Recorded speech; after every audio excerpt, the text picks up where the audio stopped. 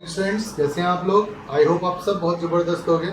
I am welcoming you all of you in my channel Rahul Bhadauria classes. This video is exclusively for the students of Greenland convent school class 12 physics. Okay, तो class 12 का हम आज जो topic start करने वाले हैं वो वही टॉपिक है जो कल हमने शुरू कर दिया था, उसी के आगे। तो कल आपने बायो सावर्ट लॉ की स्टडी कर ली थी, बायो सावर्ट लॉ। आज उसके आगे की हम बात करते हैं relation between permeability of free space and permittivity of free space. तो permeability of free space, permeability of free space क्या होता है बेटा? Mu naught. And permittivity of free space ये क्या होता है? Epsilon naught. तो इनके बीच में आज हम एक रिलेशन डेवलप करने वाले हैं। तो चलिए आपके साथ शुरू करते हो। बायो सावर्ट लॉ के अकॉर्डिंग, मतलब वी नो, थोड़ा सा क्यों और उसको टिपिकल बना दे हम। वी नो, कल हमने डिस्कस किया था म्यू नॉट अपॉन 4 पाई, ये जो हमारा कांस्टेंट आया था बायो सावर्ट लॉ में, उसकी वैल्यू कितनी आ रही है? 10 to the power -7 and 1 upon 4 pi epsilon naught, 9 into 10 to the power 9। I hope इनको तो लेकर कोई डाउट नहीं होगा। ये बायो सावर्ट लॉ के अकॉर्डिंग मैग्नेटिज्म में है, ये कूलॉम्स लॉ के अकॉर्डिंग इलेक्ट्रोस्टैटिक्स में था।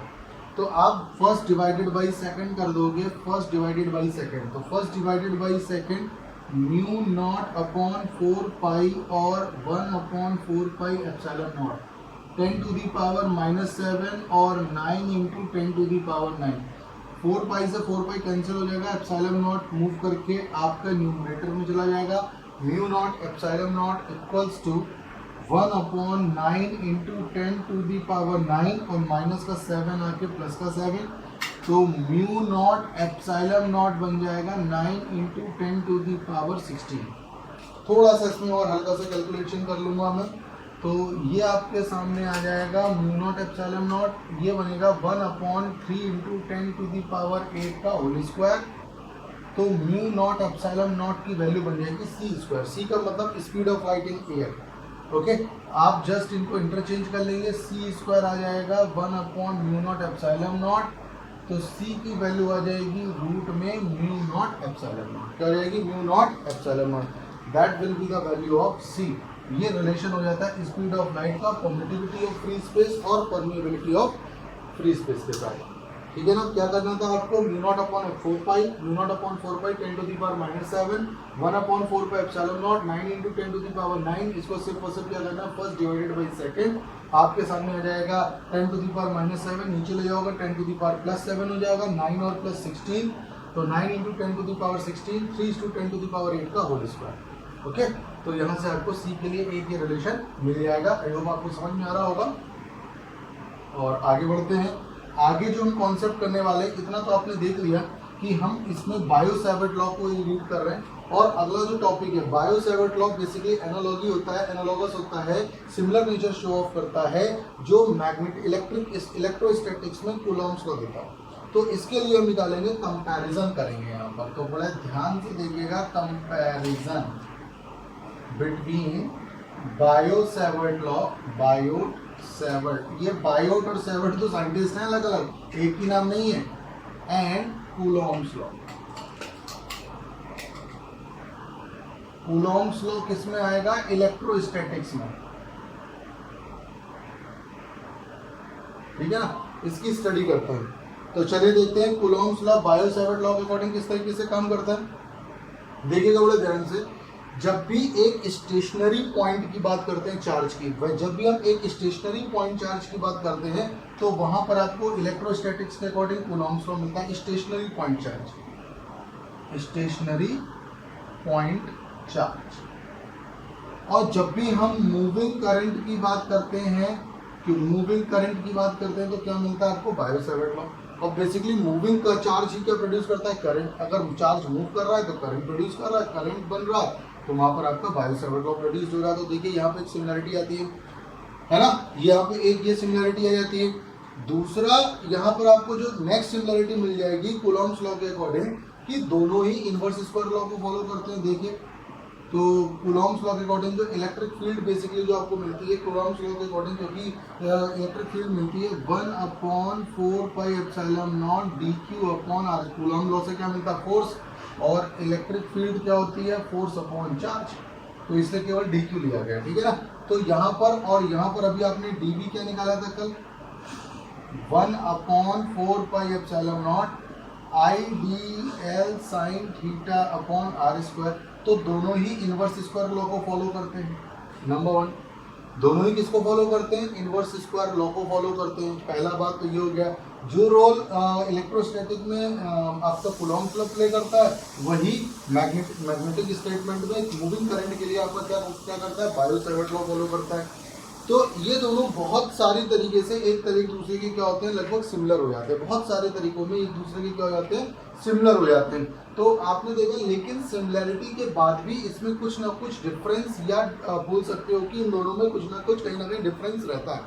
और वो डिफरेंस क्या है? बहुत ध्यान से सुनिएगा। आपको मालूम है DE जो होता है इलेक्ट्रिक फील्ड यहाँ पर जो होती है बेसिकली इसकी वजह से जो इलेक्ट्रिक फील्ड प्रोड्यूस होती है। और यहाँ पर दूसरी बात ये हो जाएगी, यहाँ पर जो चार्ज नेचर का DQ आ रहा है, तो ये क्या हो जाएगा? स्केलर। इसका जो चार्ज नेचर है कहीं ना कहीं ये एक स्केलर पॉइंट ऑफ व्यू है। जबकि यहाँ पर आपका जो स्केलर करंट एलिमेंट के साथ आता है, जबकि आप यहाँ पर यूज करोगे जो आइडियल लेके चल रहे हो ना, आइडियल करंट एलिमेंट यहाँ पर, तो ये आपका करंट एलिमेंट होता है जो वेक्टर होता है। यानी कि DQ यहाँ पर स्केलर है, जबकि ये आइडियल यूज कर रहे हैं इसके लिए, और ये क्या होता है? वेक्टर। तो बेसिकली आप इसका ये भी एक आता है कि उसमें एलिमेंट आपका स्केलर होता है और इसमें क्या होता है? वेक्टर होता है।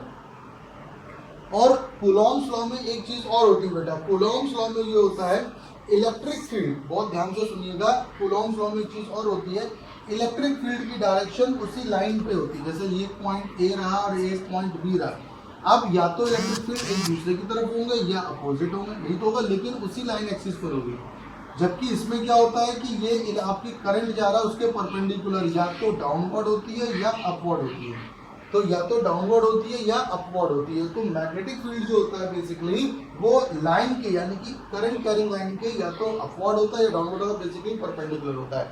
और जबकि कूलॉम्स लॉ में क्या होता है? वो उसी लाइन एक्सिस पे होती है, वेदर इट इज अट्रैक्टिव और रिपल्सिव, ठीक है ना, अट्रैक्टिव और रिपल्सिव। तो ये आपके बायो-सैवर्ट लॉ में, कूलॉम्स लॉ में कंपैरिजन हो जाता है कि किस तरीके से ये आपका कंपेयर करता है, ठीक है ना। तो this is a comparison between Coulomb's law and Biot Savart law. Okay, तो ये एक टॉपिक कवर होता है हमारे। I would like to complete one more topic with you, और वो आ जाएगा magnetic field at a centre of current carrying loop. Magnetic field at a centre of current carrying loop. तो वन मोर टॉपिक हम कवर करते हैं, magnetic field at a centre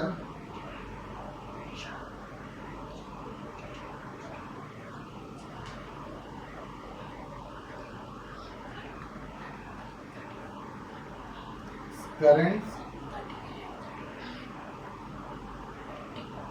carrying loop. आपके पास एक करंट कैरिंग लूप है, उसके centre पर क्या मैग्नेटिक फील्ड आएगा? उसके सेंटर पर मैग्नेटिक फील्ड आपको निकालना है। तो आप देखते हैं कि लेट्स सपोज ये एक करंट कैरिंग लूप है। लूप का मतलब यहाँ से आपका वायर जा रहा है और यहाँ से रिटर्न हो रहा है, तो आपके पास एक करंट कैरिंग लूप है।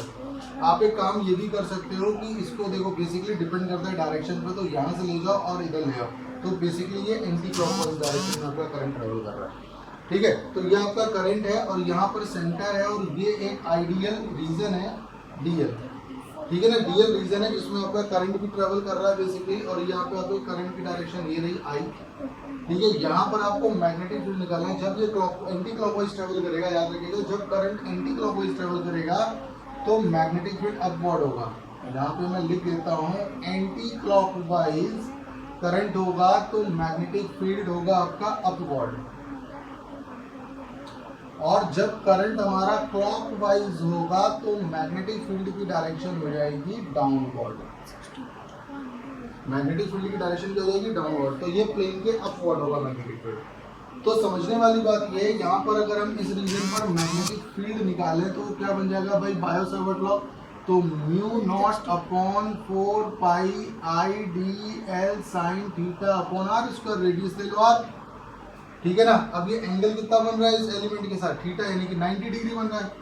तो यहाँ पर 90 हो गया, थीटा हमारे पास कितना है 90, तो ये बन जाएगा mu naught upon 4 pi I D L upon R square, I D L upon R square, I D L upon R square. तो यहाँ पर I D L upon R square, और ये वैल्यू किसकी आ जाएगी, बी की, किसकी वजह से, इस पोर्शन पे।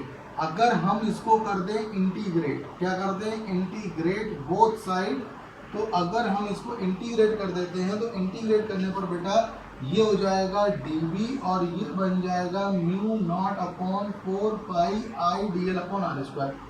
तो यहाँ पर mu naught upon 4 pi I upon R square constant लेके आप dl के लिए, क्योंकि फैक्टर पार्ट में तो dl ही यहाँ केवल, और ये बन जाएगा b। तो ये आ जाएगा mu naught upon 4 pi I upon R square dl, यानी कि इसकी पूरी लेंथ, तो वो बन जाएगी 2 पाई आर, क्योंकि रेडियस मैंने आर लिया है। पाई से पाई उड़ा देंगे, आर से आर उड़ जाएगा, 2 से 2 उड़ जाएगा, तो आपके पास मैग्नेटिक फील्ड आ जाएगा म्यू नॉट अपॉन 2, क्योंकि पाई से पाई उड़ चुका है, mu naught upon 2 I upon R. तो ये होगा किसी भी circular coil, current carrying circular coil के सेंटर पर मिलने वाला मैग्नेटिक फील्ड, ठीक है। और इसकी जो डायरेक्शन होगी वो कैसी हो जाएगी, अपवर्ड हो जाएगी। अब डिपेंड करता है कि जितने ज़्यादा आप टर्न्स लगाओगे, यानी कि जितने ज़्यादा आप टर्न लगाओगे, यानी टर्न का मतलब ये जो करंट कैरिंग लूप है, ये जितने ज़्यादा टर्न्स होंगे, तो आप लगा सकते हो if there are n turns, then अगर n टर्न्स लगाओगे तो मैग्नेटिक फील्ड जो बनेगा mu naught upon 2 I R और n से मल्टीप्लाई हो जाएगा। जितने टर्न्स बनाओगे उतना मैग्नेटिक फील्ड बढ़ता चला जाता है। यही रीज़न है कि हम जो पंखों की कॉइलिंग करते हैं उसमें टर्न्स बहुत ज़्यादा लगा देते हैं, ताकि वो मैग्नेटिक फील्ड ज़्यादा प्रोड्यूस करे और रिवॉल्विंग एक्शन आपका बेस्ट हो। तो that is how we get 3 topics today. I hope आपको समझ में आया होगा। बहुत इंपॉर्टेंट है बेटा, इनको ध्यान से समझिएगा। ये सब न्यूमेरिकल के पॉइंट ऑफ व्यू से बहुत इंपॉर्टेंट होते हैं, ठीक है ना। न्यूमेरिकल के पॉइंट ऑफ व्यू से बहुत इंपॉर्टेंट होते हैं, तो इसको देखिएगा, बार बार देखिएगा, चीज़ आपको समझ में आएंगी, डेफिनेटली आपको समझ में आएंगी। कोई डाउट हो तो आप मुझे कमेंट कर सकते हैं। बाकी चैनल को लाइक करें, सब्सक्राइब करें। आपकी स्टडी के पॉइंट ऑफ व्यू से ही बनाया गया। जितना ज़्यादा लाइक करोगे तो उतना थोड़ा सा मनोबल ऊंचा रहता है कि हाँ भाई आपको कुछ समझाया जा रहा है और आपको समझ में आ रहा है। व्यूअर टाइम आप प्रॉपर कीजिए, पूरा वीडियो एंड तक देखा करिए, तो छोड़िए मत, क्योंकि हर चीज़ एक दूसरे से रिलेट करती है। एक बार जब आपकी ये टॉपिक्स कंप्लीट हो जाएंगे तो इनके न्यूमेरिकल्स भी होने हैं, अच्छी चीज़ें भी होंगी बेसिकली कॉन्सेप्चुअल। तो इसको देखिए, लाइक करिए, सब्सक्राइब करिए, सब्सक्राइब करिए।